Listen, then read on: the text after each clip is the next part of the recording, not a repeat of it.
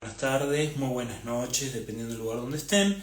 El día de hoy comenzamos con el capítulo número 5 de la séptima temporada del podcast de AG Entrenamiento. Recuerden que todos estos vivos de Instagram que estamos haciendo los van a ir encontrando en Spotify, en YouTube, y los artículos en los cuales se basa cada exposición están en nuestro sitio web agentrenamiento.com, donde van a encontrar todos los servicios que ofrecemos, los artículos en forma totalmente gratuita, los cursos que estamos ofreciendo, que de entrenamiento de natación y de entrenamiento de atletismo, generalmente más dedicado y orientado hacia el triatlón, pero también se pueden sacar muchas cosas de los deportes individuales. El día de hoy es el capítulo de preguntas y respuestas, ¿sí? Más o menos cada 4 o 6 capítulos voy a hacer preguntas y respuestas. Se acumularon unas cuantas, así que voy a tratar de responder, elegirlas como las más importantes. Me hice una ayuda en memoria, ¿no? LM, para no olvidármelas, porque vieron que profesor es medio desastre, la memoria de profesor es un quilombo. Pero bueno, vamos a intentar dar respuesta al día de hoy. Había 8 preguntas clave que estaban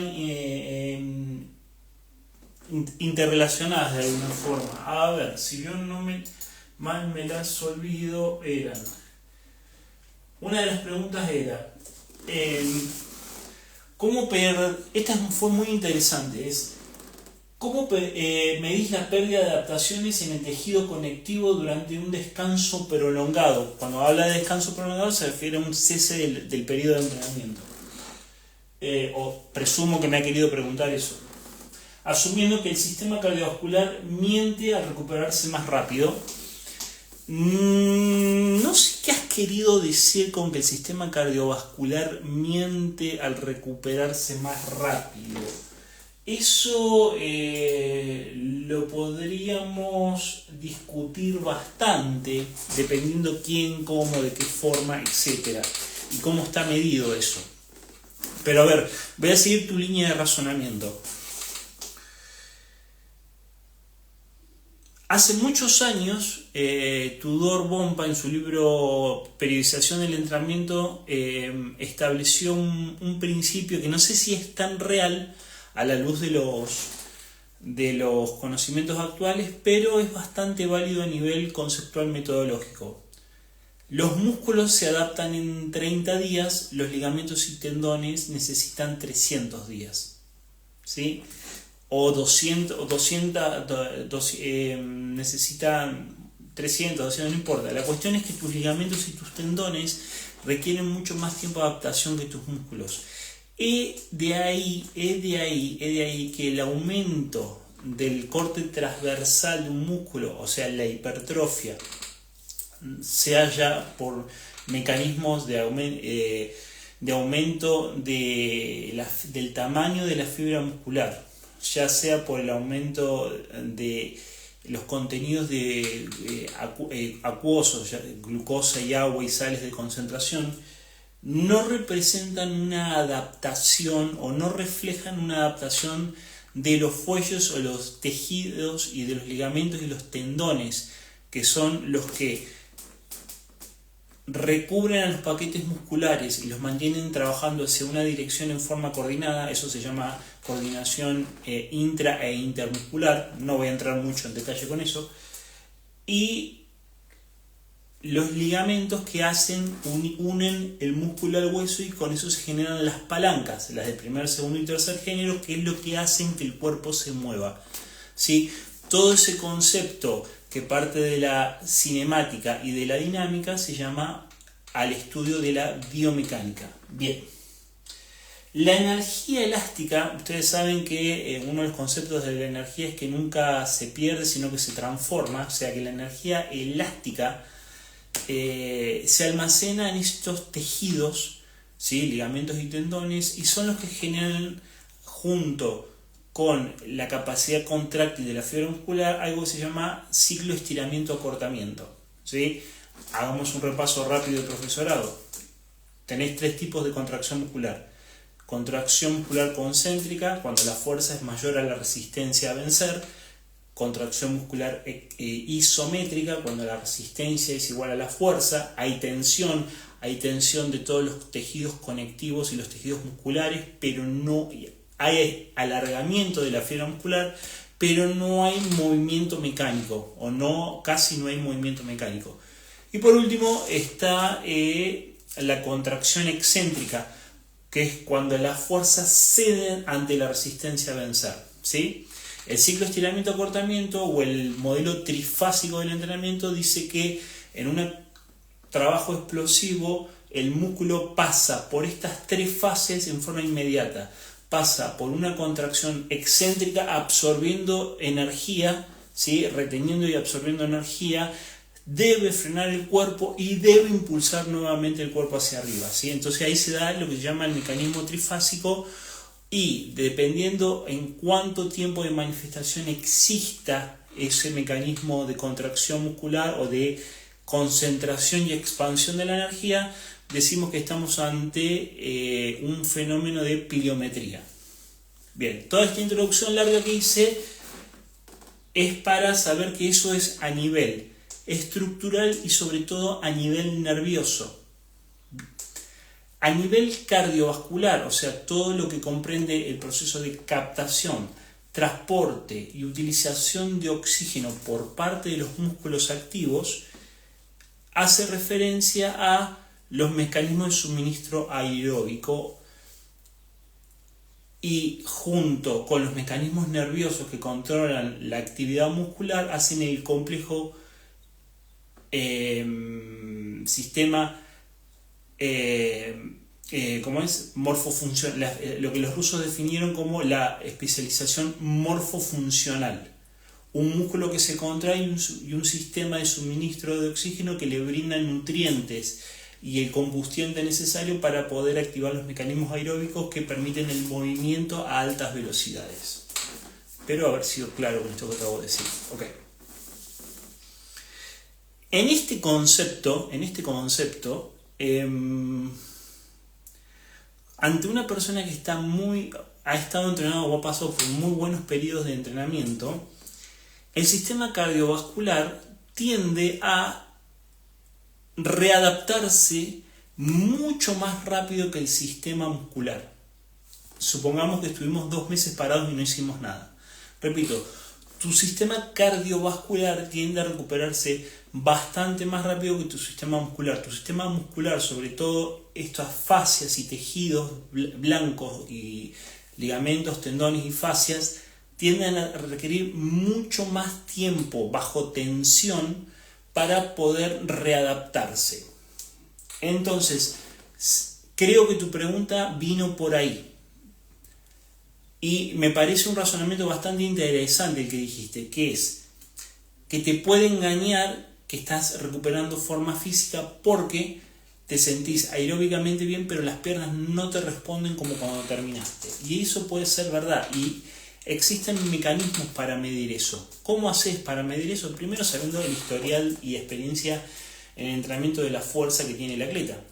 A saber, en el libro El entrenamiento trifásico, no me sale el autor, no me acuerdo el nombre del autor, Percardier, algo así, él le da mucha importancia al entrenamiento muscular excéntrico. O sea, el entrenamiento muscular excéntrico, que es que la fuerza cede ante la resistencia a vencer, que eso se puede dar a distintas velocidades, puede ceder en forma lenta, puede ceder en forma intermitente o puede ceder en forma explosiva, que vos progresivamente lo vas llevando desde lo más lento hacia lo más rápido, un principio pedagógico del entrenamiento fácil, de lo fácil a lo difícil, de lo lento a lo rápido, de lo poco a lo mucho, de lo poco reactivo hacia lo más reactivo, etc. Entonces, el primer concepto que tenés que tener en cuenta acá es el historial del deportista. Si el deportista nunca hizo trabajos de fuerza, ni siquiera hizo trabajos de cuesta, te está faltando un elemento de análisis el cual no vas a saber. Segundo, ¿cómo testeaste al deportista? Hoy día vos tenés encoder, plataformas de fuerza, etcétera, etcétera, etcétera. Pero un amigo mío, el profesor Guillermo Castex, en su altísima capacidad de adaptarse a la falta de condiciones idóneas, altísima, diseñó una serie de test que había preguntas y respuestas sobre calidad de sueño, estado de ánimo, etcétera, etcétera, que hoy casi todos los software lo tienen. Pero he aquí lo interesante. Los 4 años que trabajé con él en Irlanda, nosotros testeamos el Brock Jump, o sea, el salto con contramovimiento hacia adelante. Todas las mañanas, después de un calentamiento, testeábamos eso. Y nos encontramos con resultados interesantes. Testeábamos, obviamente, la técnica del salto lanzado, pero también testeamos la capacidad de aterrizaje y de absorción y quedarse quieto. Entonces, había ciertos parámetros, no puedo decir mucho porque si no el Guille me va a matar, pero había ciertos parámetros que a nosotros nos decían que ese chico tenía capacidad de absorber energía o no tenía capacidad de absorber energía. Y entrenamos siempre en diferentes condiciones y con diferentes grados de dificultad la fase de aterrizaje o del landing methodology, que aparece en todos los libros de entrenamiento, que hoy día, antes no había, se nombraba implícitamente en la metodología del entrenamiento, pero no había apartados específicos de lo que habla de la capacidad de aterrizaje. Hoy día sí, ya lo pueden encontrar en casi todos los libros de metodología del entrenamiento de la fuerza. Bueno, todo esto que dije es para decir que vos no podés testear lo que nunca desarrollaste o no podés comparar contra datos que no tenés. Entonces siempre hay que tener datos contra qué comparar. ¿Cómo te podrías dar cuenta si los tejidos conectivos no están preparados? Y suponiendo que vos tenés un atleta que tiene una técnica del 1 al 10, 8, más o menos, y cuando está fatigado se fatiga un 7. Tomando los indicadores que vos quieras. A ver, por ejemplo, esto se llama Leomo. Estos son sensores que se ponen tanto para hacer fitting en la bici como hacemos nosotros o para hacer fitting, el fitting corriendo, o sea, el análisis de la mecánica de carrera, ¿sí? Con estos sensores que están acá, que se controlan a través de una, justo lo tenía cargando, una computadora muy básica como esta. Entonces esto le manda señal a esto y esto después se ve en un software en la computadora. Entonces, vos podés usar, por ejemplo, criterios técnicos para ver dónde se deforma técnicamente el chico, que antes no se deformaba en esa serie, en lo que sea. Generalmente estamos hablando de deportes donde hay impacto, porque el ciclismo no tiene fase excéntrica y la natación obviamente no tiene fase excéntrica. Entonces estamos hablando de deportes de desplazamiento como el atletismo. Eso podría ser un criterio. Otro criterio es hacer una biopsia. No te lo aconsejo, es muy caro, no tiene sentido. Otro elemento que podrías realizar para medir la capacidad contráctil es la capacidad de salto, ya sea vertical o horizontal.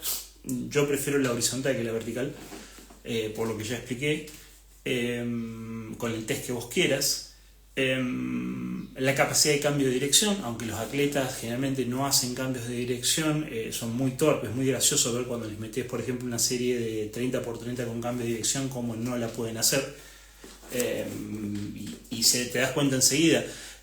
Cuando hablamos nosotros de los 3 métodos anaeróbicos para desarrollar el ritmo específico, el cambio, el juego de aceleración y desaceleración de los 30 metros no solamente sirve para eso, sino también para darle más flexibilidad a los tejidos del tobillo. El tobillo se vuelve más maniable y más adaptable y por ende tiende a sufrir menos lesiones. Estoy pensando en voz alta, ¿no? También tendrías que tener test de comparación funcionales, por ejemplo, la fuerza del isquio, algún ejercicio que te mida el isquio tibial. Yo no lo tengo, en realidad no lo he comprado porque es muy caro y no tiene sentido para mí todavía, capaz que en el futuro lo compre, pero vos tenés un sensor que va en la mano, que los usan los fisioterapeutas, entonces mediante una posición generalmente de cúbito ventral, panza abajo, ¿sí? El chico o la chica hace una contracción del bíceps crural o del isquio, hace presión y vos en el mismo ángulo medís la capacidad de fuerza contráctil que tiene. Entonces ahí vas viendo esos grupos musculares aislados en una posición aislada, ojo con esto, qué tan fuertes o no fuertes están. Y entonces, de todo esto, lo que te quiero decir en esta primera pregunta, y no quiero que se me haga muy largo, es que la pregunta era,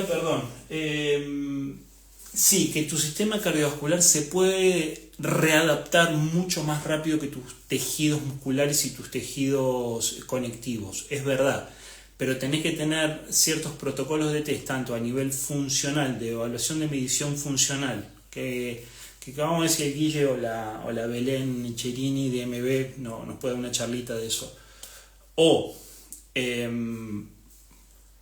los test de salto, que miden sobre todo la fuerza de aterrizaje, o la degradación técnica en determinadas series que vos tengas de control, que nadie lo va a saber mejor que vos porque vos sos el entrenador del chico, entonces nadie va a saber mejor que vos con qué serie va a comparar. Y si no sabes con qué series comparar, empezar a revisar tu práctica profesional porque te estás echando moco en algún lado, como decimos nosotros. Entonces, conclusión final de esta primera pregunta, sí. Puede ser que el sistema cardiovascular responda mucho más rápido que la readaptación del sistema nervioso y muscular. Es verdad. Puede ocurrir lo contrario. ¿Cómo te vas a dar cuenta? Y esto es metodología del entrenamiento puro. Si vos tenés, por ejemplo, un corredor de 5.000, ¿sí? Un corredor de 5.000 que siente que en los 5.000 le duelen las piernas, es porque le está faltando fuerza y todavía le está faltando readaptarse. Y se siente más cómodo corriendo 10.000 y bueno, fíjate que las distancias más largas le empiezan a quedar más cómodo que las distancias más cortas, siendo un deportista de distancias cortas. Entonces eso es una buena señal o un buen indicador requete contra indirecto de que al sistema muscular y tendinoso le está faltando adaptación posterior a haber frenado, ¿sí? Bueno, espero haber sido claro con esa respuesta. Vamos con la segunda pregunta.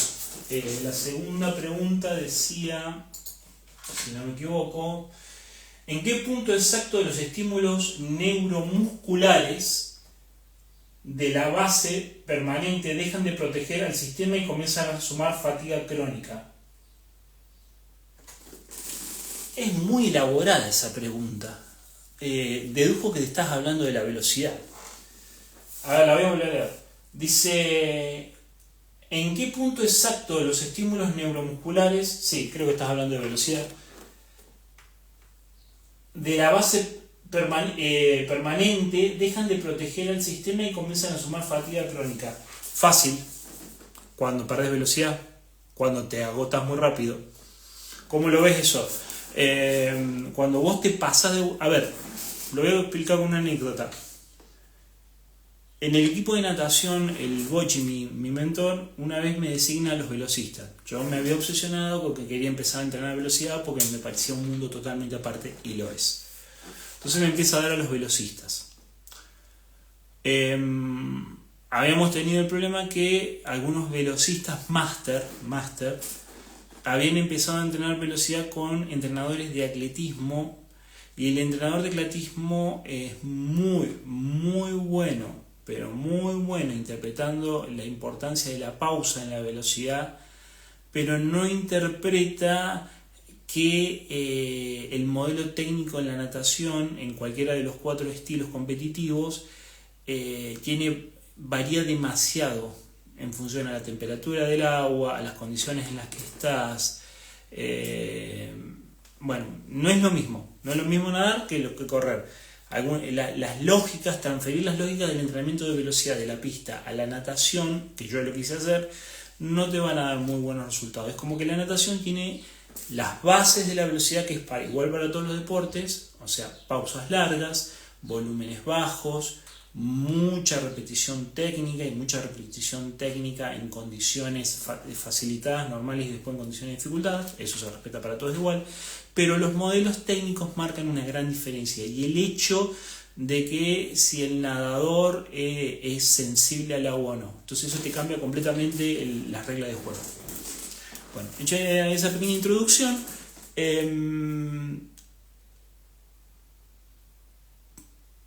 yo empiezo a jugar a hacer estímulos de 8 segundos, 10 segundos, a 20 segundos, después lo medía por distancias, entonces hacíamos muchos piques de 25, cabeza de entrenador de fondo, queriendo entrenar velocista, poca pausa. Entonces lo que te empieza a pasar es que el chico se empieza a fatigar, entonces anda bien, y de golpe ¡pum!, explota y no se mueve más. no se mueve más, no puede mover un brazo. Aparte que el velocista es lo más inquieto que hay, el tipo te responde mal, adolescentes, imagínense. Entonces, vos entrenás tan rápido, y tanto volumen como el modelo técnico: frecuencia respiratoria, frecuencia de brazada, longitud de brazada, frecuencia de patadas, estrategia de carrera, se cumplan. ¿Sí? Como estás en un periodo de base, no quiere decir que no tengas una estrategia de velocidad. Quiere decir que vos la velocidad la estás usando constantemente para mantener reclutada la fibra de contracción rápida por el efecto de la ley del tamaño, ¿sí? Primero las FTA, después las FTB y después la fibra de contracción lenta, la fibra de contracción rápida y después las explosivas. Ese es un concepto. El concepto es que a mí me funcionó muy bien, pero porque me lo enseñaron, no porque lo haya aprendido yo, que es que de cuando te sentís muy bien, que el chico expresa mucha velocidad, de cuando te sentís muy bien, bueno, hay que cortar antes, ¿sí? Si el chico te hace una sesión de 400 metros en la pileta, por ejemplo, de muy buen trabajo de velocidad, bueno, tiene que hacer un poquito menos. Restale, no sé, el 20%. En vez de hacer 400, vas a hacer 300 metros. O vas a hacer 250 metros. ¿Por qué? Porque vos tenés que tratar de sumar en la semana la mayor cantidad de estímulos de velocidad de calidad que tengas. Si vos tenés una excelente sesión y te pasás del volumen de velocidad, que el chico no te pueda tirar una sola serie rápida, ni una sola serie rápida posterior en una semana, no te sirve absolutamente de nada. Por eso la velocidad nunca se puede trabajar con un concepto de carga concentrada, porque depende de la recuperación de tu sistema nervioso. Es así de simple. Y otro muy buen criterio, y esto me lo explicó una vez Federico Rossi, que estuvo hablando con los entrenadores franceses de velocidad, en la pileta estoy hablando, es que se plantean sesiones de velocidad y entonces se le pregunta al deportista cuándo se siente listo para hacer esta sesión de velocidad, y entonces recién el chico ataca la velocidad. Estamos hablando de gente madura, ¿no? Que entiende su cuerpo. Ataca la sesión de velocidad cuando se siente preparado para poder atacar la sesión de velocidad, no antes, no después. En el periodo de base, que creo que la pregunta apuntaba al periodo de base, y sobre todo en los amateurs, como vos tenés mucha alternancia de estímulo, es muy difícil que satures la velocidad. Haces un volumen corto en las tres disciplinas, ciclismo, natación y atletismo, pero como tenés alternancia de actividades constantemente, y tenés diferente reclutamiento de patrón motriz y diferente reclutamiento de fibras musculares en diferentes ángulos, en diferentes condiciones, etc., puedes hacer un volumen mínimo en las tres disciplinas 1, 2 o 3 veces a la semana. No quiere decir que hagas 3 estímulos de velocidad en el mismo deporte durante la semana, sino que puedes alternar un estímulo de velocidad en el ciclismo, después vas a hacer un estímulo de velocidad en la natación, después puedes hacer un estímulo de velocidad en el atletismo, todo eso distribuido en la semana. Como generalmente, y sobre todo el amateur, hace más ciclismo y menos pedestrismo por un tema del impacto, en general, no es para todos igual esto, estoy hablando en general, tendés a meter 2 estímulos de velocidad en la bici, 1 estímulo en la parte pedestrismo y 1 estímulo o 2 estímulos en la natación. La natación tiene la ventaja que como no tiene fase concéntrica y estás en el agua, hay menor daño muscular, menor daño de las fibras musculares. Pero generalmente el triatleta amateur nada muy mal, o sea, te duelen los ojos de verlo nadar. No todos, no siempre es igual, no es siempre lo mismo, pero ahí hay otro punto importantísimo. Vos no podés, la velocidad es técnica dependiente, entonces vos no podés desarrollar velocidad donde no hay calidad de movimiento. Fácil, ¿sí? Entonces es preferible el tiempo que le vas a dedicar a la velocidad le dediques más a las cuestiones técnicas y después ataques la velocidad. O sea, vos solamente puedes atacar realmente velocidad. Que te muevas rápido no quiere decir que se te muevas veloz, ¿sí? Cuando se pueda cumplir la premisa que dice Joe Field o que dice Bill Sweetenham, la máxima velocidad posible con el menor esfuerzo posible. Cuando esa premisa se da, repito, cuando esa premisa se da, más todo lo anterior que dije, ahí estamos hablando de verdadero trabajo de estímulo de velocidad. No es tan fácil y lleva muchísimo tiempo. Espero haber sido claro con la respuesta a tu pregunta. Tercer pregunta. Dice, una serie por sumatoria. ¿Qué métrica objetiva te avisa que la técnica colapsó antes que la capacidad metabólica del atleta? Bueno, esta pregunta está un poquito conectada con la pregunta anterior. ¿Qué métrica? Bueno, hoy día casi todos los atletas están usando relojes, entonces primero vos tenés que preocuparte de que el desplazamiento sea lo más horizontal posible y que haya la menor cantidad de saltos verticales. Tomando ese concepto, cualquier Garmin, cualquier Coros, o creo que ya todos los relojes hoy día, te miden la oscilación vertical, ¿sí? Que es cómo se desplaza el centro de gravedad. Si vos ves que la oscilación vertical empieza a ser muy grande, ¿sí? O sea, hacia arriba, hacia abajo, y estás saltando más que desplazarte hacia adelante, ese es un buen indicador de que la técnica se está empezando a hacer mucho más defectuosa. Ahí entró la Belu. Ya le vamos a pedir a la Belu que nos explique un poquito de evaluación funcional muscular. Que no se haga la tímida. Pero básicamente ese es el concepto. O sea, si tenés mucha oscilación vertical, quiere decir que estás saltando y que la energía no la estás desplazando para adelante, sino que estás perdiendo en los saltos hacia arriba. Eso se puede ver generalmente a muchos factores. Ahí sí está la Belu que me ayude. A nivel de fuerza tenés una pésima capacidad de contracción del glúteo, o sea, una co-contracción del glúteo muy mala. No tenés una fase de extensión, la triple extensión completa de la pierna de apoyo en el momento de impacto, en el momento que tu cadera pasa hacia adelante. Estoy hablando acá en el atletismo, ¿no? Que es por ahí el ejemplo más simple de interpretar. Esa oscilación vertical primero comienza a ser en una parábola mucho más larga y después en una parábola mucho más corta. Bueno, me dice la Belu, el core, claro, si tenés una mala...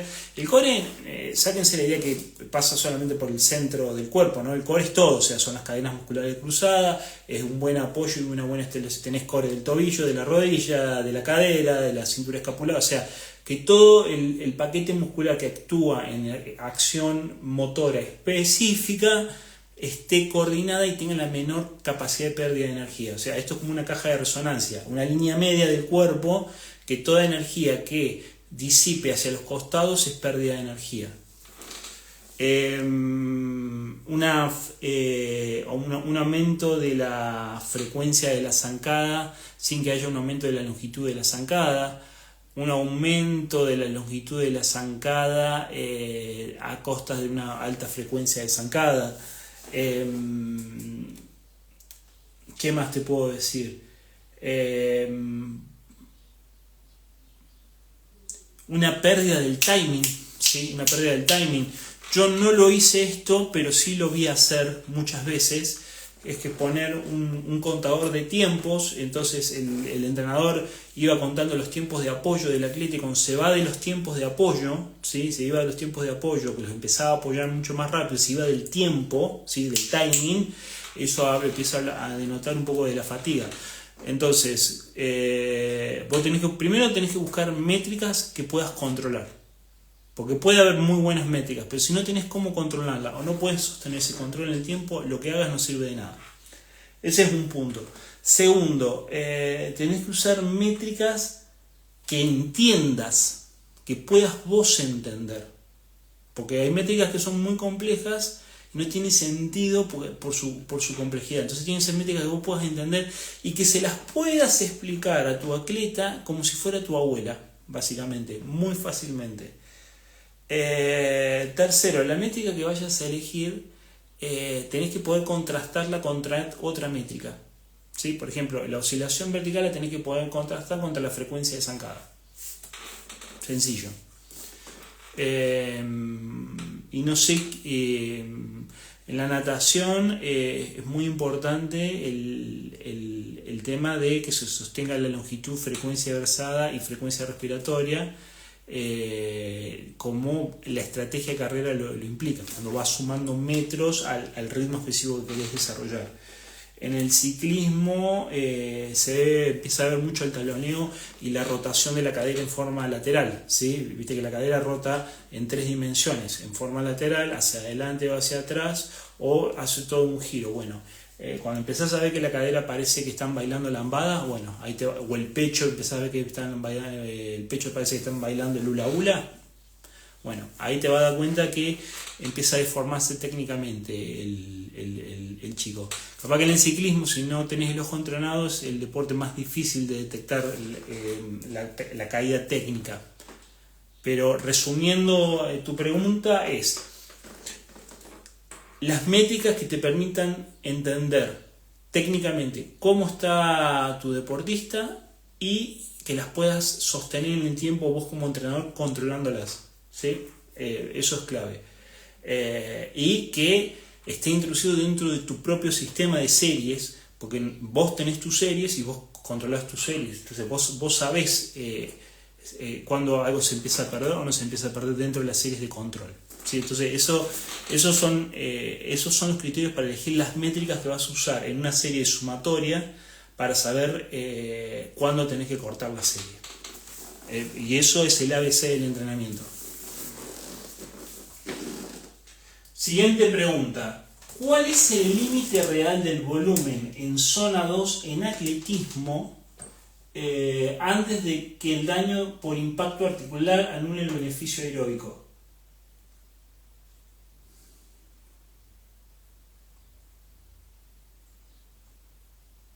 Qué buena pregunta, ¿no?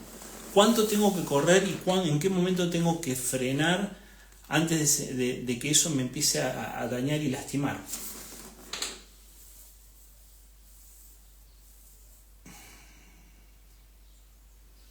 Yo te diría que empieces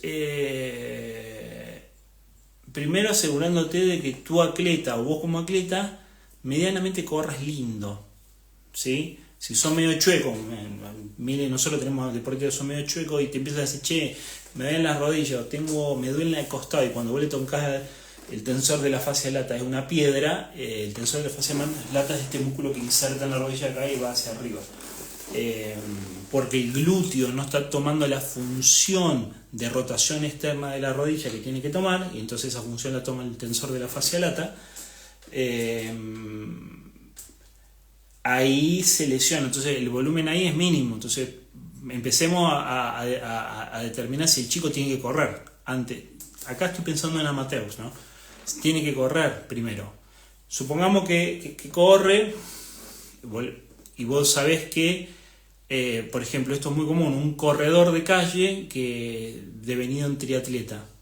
Bueno, ¿cuántos kilómetros corrías a la semana? Y yo corría entre unos 50 unos 60 kilómetros a la semana. Bueno, con el triatlón, entrenando el triatlón, como la cantidad de tiempo que entrenás es más o menos que tenés la misma, ese volumen por lo menos lo vas a reducir al principio entre un 40 y un 50 y un 40%, y progresivamente vas a ir subiendo a ese volumen. Después tiene mucho que ver cómo vas a ordenar el estímulo.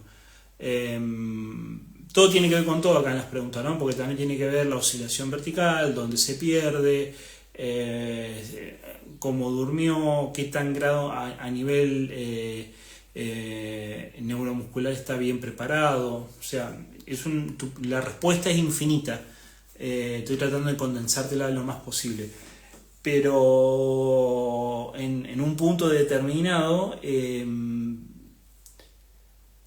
manejate con algunos conceptos, algunos prefijos de algunos conceptos. Por ejemplo, manejate con el concepto de que comienza siendo entre el 50 o el 40% menos del volumen de cuando era corredor puro. Y de ahí progresivamente vas aumentando. Y vas viendo las variables. Uno el otro día alguien me dijo, pero yo todo el tiempo controlo el desacople cardiovascular. Sí, pero el desacople cardiovascular lo que te está midiendo es qué tan estable es tu sistema aeróbico. Vieron que el desacople cardiovascular quiere decir que de la media no debería desviarse más de un 5% en un trabajo aeróbico largo, en igualdad de condiciones. Pero no te está diciendo qué impacto están recibiendo tus tejidos. Entonces,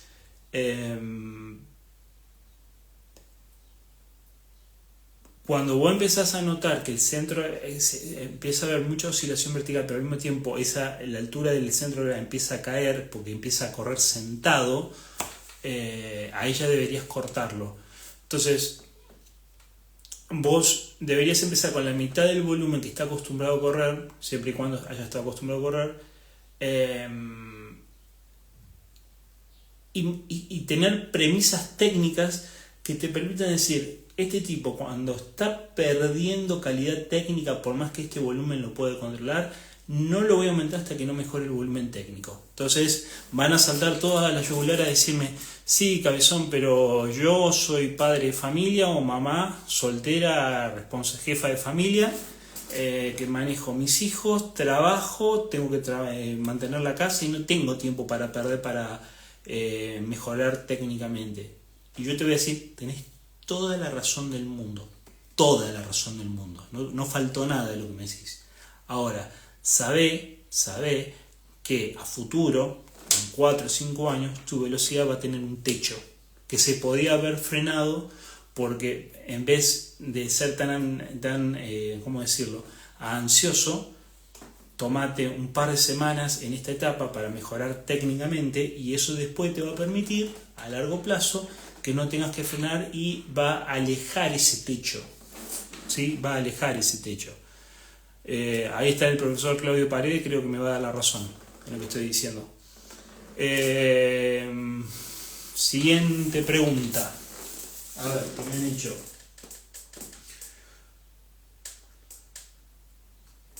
¿Por qué se fuerza un modelo polarizado a la miércoles? Así empezó.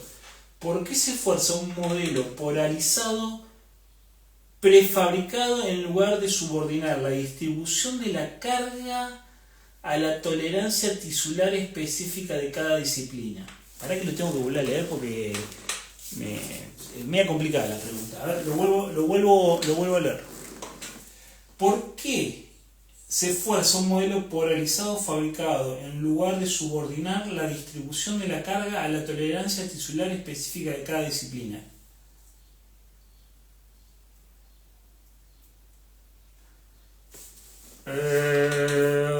Creo que lo que estás queriendo preguntar es, o lo que me quisiste preguntar es, ¿por qué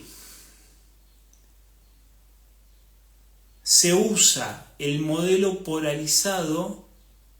Digo, yo creo que me quisiste preguntar esto, sin tener en cuenta, que no creo que ningún entrenador serio no lo tenga en cuenta, la capacidad de absorber carga por parte de los tejidos. Creo que me quisiste decir eso. Me parece que confundiste conceptos ahí. Voy a tratar de desenmarañar rápido porque a mí ya vengo hablando bastante de lo que es impacto.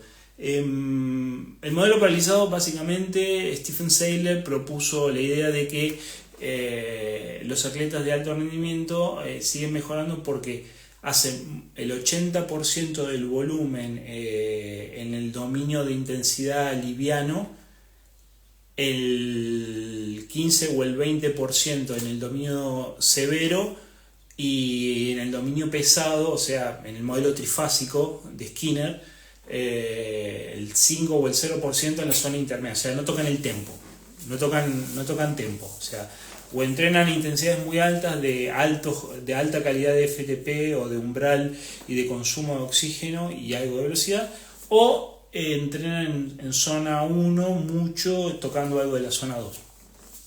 Eso es el modelo paralizado.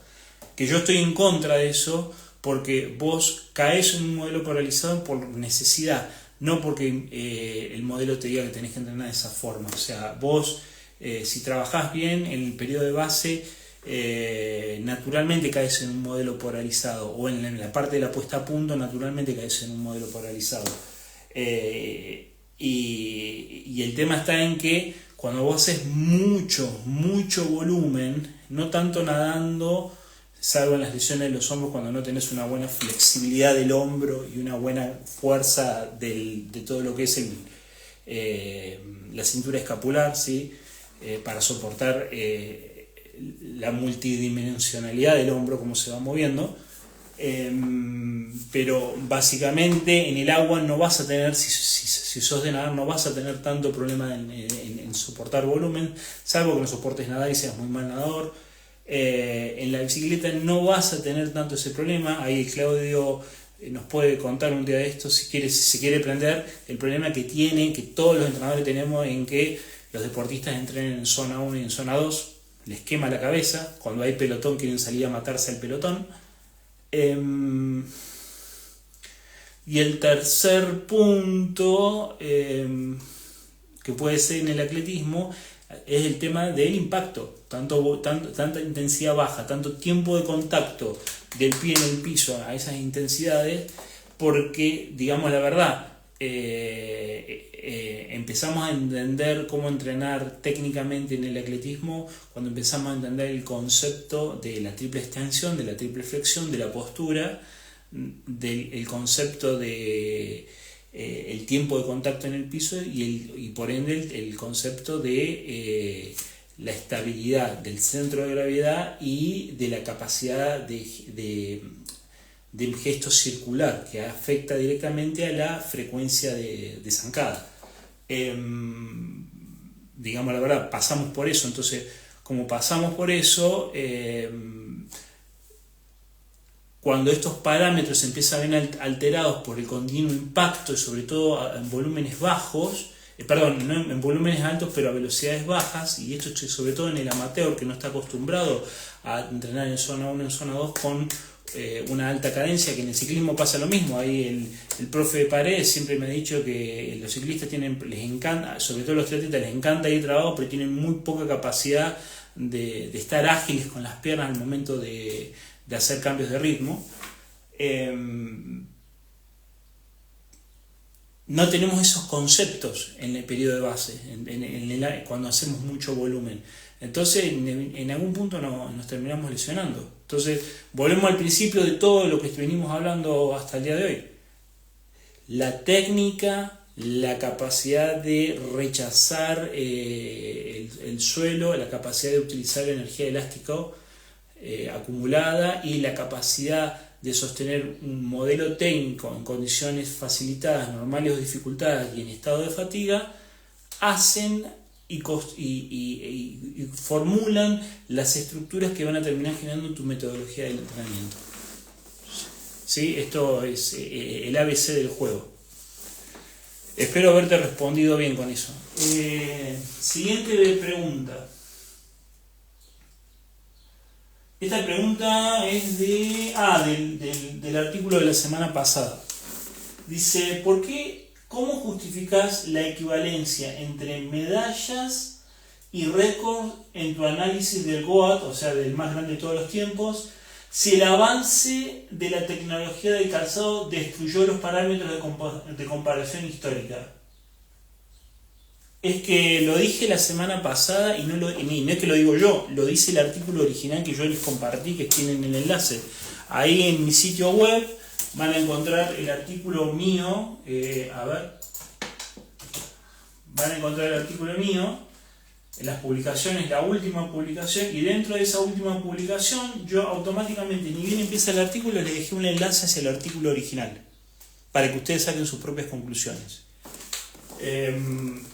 Y ellos fueron muy inteligentes. Saben que el algoritmo que crearon para medir el mejor corredor de todos los tiempos deja muchas cosas afuera, deja muchas oportunidades de competencia que hubo en las diferentes eras o etapas, pero creo que la clave estuvo en diferenciar las eras, ¿sí? La era previa a cuando se reiniciaron los Juegos Olímpicos, la era antes de la Primera Guerra Mundial, la era entre las dos guerras mundiales, la época entre los 70 y los 80 y después la época moderna. Indudablemente lo que hizo Sotopek de salir medallista olímpico en un juego olímpico en los 50, en los 10.000 y en los 42 kilómetros, hoy día es imposible. No quiere decir que un fondista no pueda hacer un excelente 10 kilómetros, excelente, capaz que lo separa, no sé, 15 segundos del récord del mundo, pero 15 segundos en el alto nivel es un mundo de diferencia, ¿sí? Es un mundo de diferencia. Entonces eso tiene que quedar muy claro. El criterio que ellos usaron en el estudio es separar por épocas y las posibilidades de competencia y las oportunidades de correr en alto nivel que cada competidor en su época tuvo. Entonces ahí generaron un algoritmo que les permitió determinar, bueno, que en este caso, Usain Bolt fue el mejor corredor de toda la historia, pero Usain Bolt tuvo la posibilidad de poder competir en varios Juegos Olímpicos, en varios campeonatos del mundo, en varios competencias indoor, varias competencias outdoor, etcétera, etcétera, etcétera, etcétera. ¿Sí? Y el segundo punto que me gustaría resaltar que es la longevidad del récord. O sea, si vos tenés a Usain Bolt, todavía no le bajaron el récord de los 100 libres, creo. Ahora hace poco bajaron el récord de la maratón en sub horas 20, pero hubo mucho concepto de tecnología. Y vos tenés razón, las zapatillas, las nuevas tecnologías marcan una diferencia. Ahora, que vos, que yo nos pongamos esas zapatillas no va a hacer una diferencia. ¿Cuánto ganaremos? 1 minuto si salimos a hacer una carrera de 10 kilómetros popular. 1 minuto. O sea, no hay diferencia. No te va a hacer la diferencia en gente normal. Lo que te va a hacer la diferencia es la perennidad, la cantidad de competencias realizadas. Todo esto está explicado en el artículo, ¿no? Y contra quién y en qué tipo de pruebas corriste, ¿sí? Si tenés chicos que, qué sé yo, te fueron a correr como el negro de Elías, que te fue a correr, no sé cuántas veces ha ido a correr Kona, y se ha mantenido estable dentro de su performance, se ha mantenido estable, bueno, eso tiene un mérito. O sea, no son cuestiones, qué sé yo, la Romy Biaggioli ahora ganó en Brasil el Ironman de Brasil, y ella tuvo la experiencia de Juegos Olímpicos anteriores, está bien, pero ella en los Juegos Olímpicos no tuvo buenos resultados, pero a la larga distancia tiene resultados. Bueno, eso viene un poco comprobando lo que el algoritmo decía, que es capacidad de emparejar pruebas metabólicamente parecidas, ¿sí? Y la posibilidad de poder competir, la posibilidad de poder competir, y sobre todo la posibilidad de poder competir contra los mejores del mundo. Básico. No sé si tan básico, porque hasta que no había leído ese artículo no se me había ocurrido algunas cosas, pero es bastante interesante.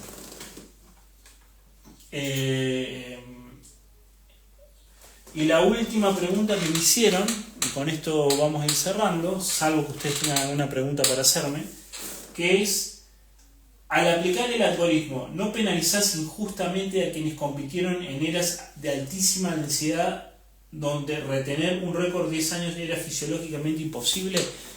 Y sí, los penalizás. Pero la gente lo sabe, o sea, el texto original te lo pone sobre la mesa. Miren, nosotros hicimos este algoritmo, dejamos afuera a esta gente por este criterio, por este criterio, por este criterio, y dejamos adentro a cierta gente por este criterio, por este criterio, por este criterio. Listo, ya está. Es un puntapié. ¿El algoritmo se puede mejorar? Siempre se puede mejorar.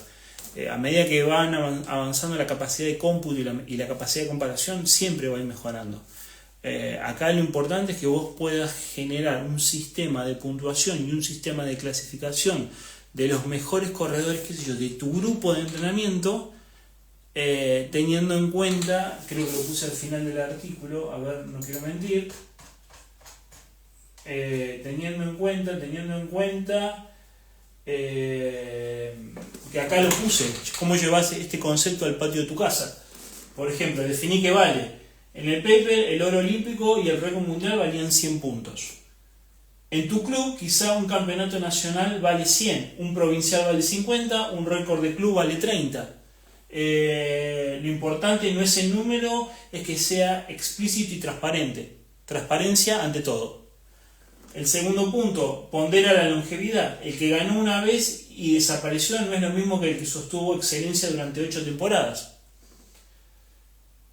Sumar puntos por año de dominio, como hace el paper, que le da 2 puntos extra por cada año que el récord se mantiene, es la forma más limpia de separar un pico de una carrera. Yo en esto coincido al 100%. Crear tu propia eras, es decir, en tu club las eras pueden ser generaciones. La camada del 2010 al 2015, la camada del 2016 al 2020, la camada del 2021 al 2025. El contexto importa muchísimo. El análisis de sensibilidad, esto es claves y casi nadie lo hace. Dice, cambiar los pesos, mover los puntajes, vean si el ranking se rompe. Es decir, si vos sos campeón en la media distancia de triatlón, pero te tiro a la distancia olímpica y no generás altos resultados en la distancia olímpica, que son dos distancias que están metabólicamente y metodológicamente emparentadas, la media distancia y la distancia olímpica, y bueno, quiere decir que algo en el sistema está fallando. Y algo que no dije en el artículo y me parece que es muy importante, se me acaba de ocurrir, es que si vos lográs tener un atleta durante 8 años, un entrenador logra sostener un atleta durante 8 años, eso habla muy bien del entrenador, creo, en mi experiencia. Hoy día nosotros los atletas sufrimos del fenómeno de la golondrina, que los deportistas viajan de un lado al otro. Entonces no se genera cultura deportiva, no se genera cultura de equipo, no se generan valores, etcétera, etcétera, etcétera. Bueno, ¿alguno tiene alguna pregunta sobre metodología o de entrenamiento o algo que me quiera hacer? Y si no hay ninguna pregunta, más allá de las preguntas que elegí, las elegí porque eran las que más se repetían, vamos a dar por cerrado el capítulo de hoy. ¿Preguntas? ¿Dudas? ¿Alguna idea?